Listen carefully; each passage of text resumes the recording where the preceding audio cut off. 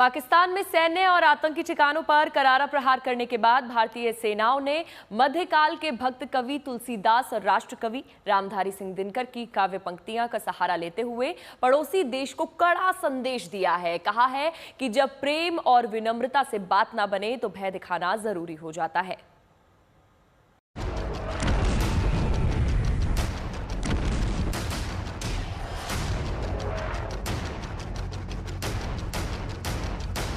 पहलगाम तक पाप का ये घड़ा भर चुका था।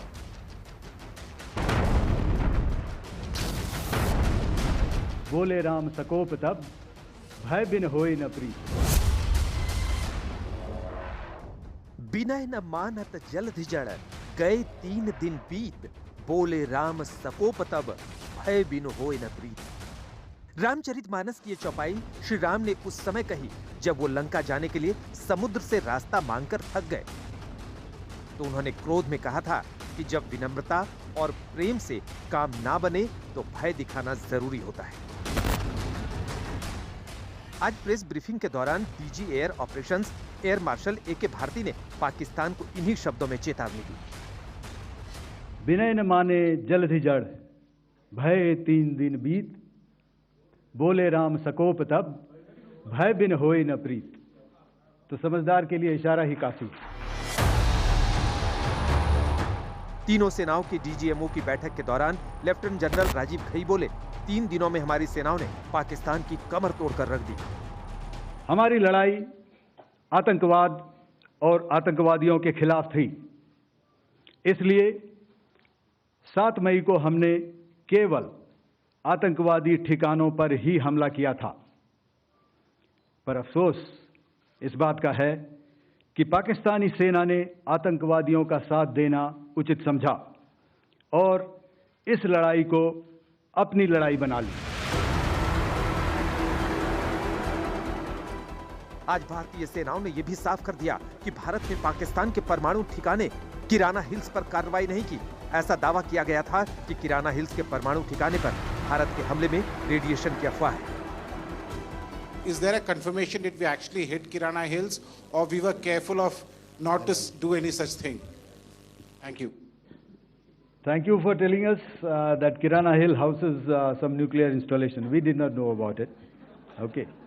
And we've not hit Kirana Hills, whatever is there. Okay. I did not brief in my briefing yesterday. दरअसल भारत का हमला इतना सटीक था कि उसने उन्हीं आतंकी और सैन्य ठिकानों को निशाना बनाया जिन्हें वो निशाना बनाना चाहते थे। लेकिन इसके साथ ही भारत ने यह भी दिखाया कि उसके पास इतनी क्षमता है कि वो जब चाहे पाकिस्तान के किसी भी ठिकाने को निशाना बना सकता है, चाहे वो परमाणु ठिकाना ही क्यों ना हो। हमने केवल सीमा से सटे सैन्य ठिकानों पर ही नहीं कार्रवाई की, बल्कि भारत की सेनाओं की धमक उस रावलपिंडी तक सुनी गई जहां पाकिस्तानी फौज का हेडक्वार्टर मौजूद है।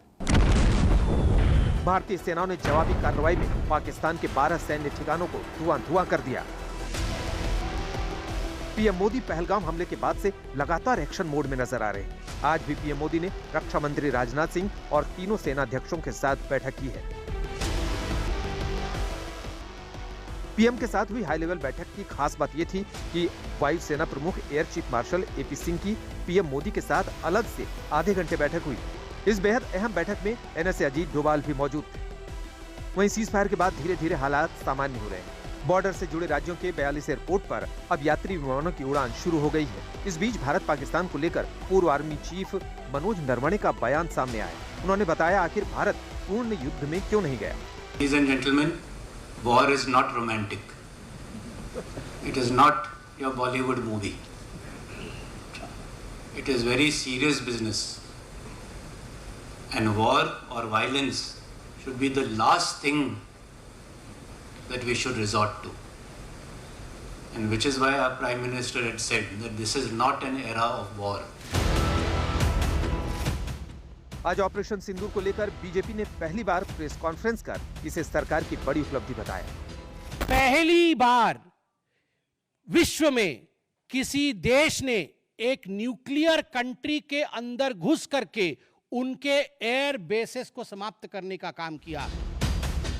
उधर ऑपरेशन सिंदूर पर सियासत भी तेज हो गई है। विपक्ष सवाल उठा रहा है कि बीजेपी नसीहत दे रही है। हमने अमेरिका को क्यों अगर दिया है तो उसको क्यों हमने हस्तक्षेप करने का अधिकार दिया है, ये बात बनती है। क्योंकि देखिए, किसी भी मसले में अगर कोई तीसरी शक्ति बीच में आ जाती है तो वो फिर उसमें एक स्टेक होल्डर बन जाती है। कि भारत अपने अंदरूनी मामले में किसी की दखलंदाजी नहीं बर्दाश्त करेगा, लेकिन जब पाकिस्तान के संबंधित और महत्वपूर्ण जिम्मेदार अधिकारी का फोन आया तब भारत ने सीज फायर के लिए।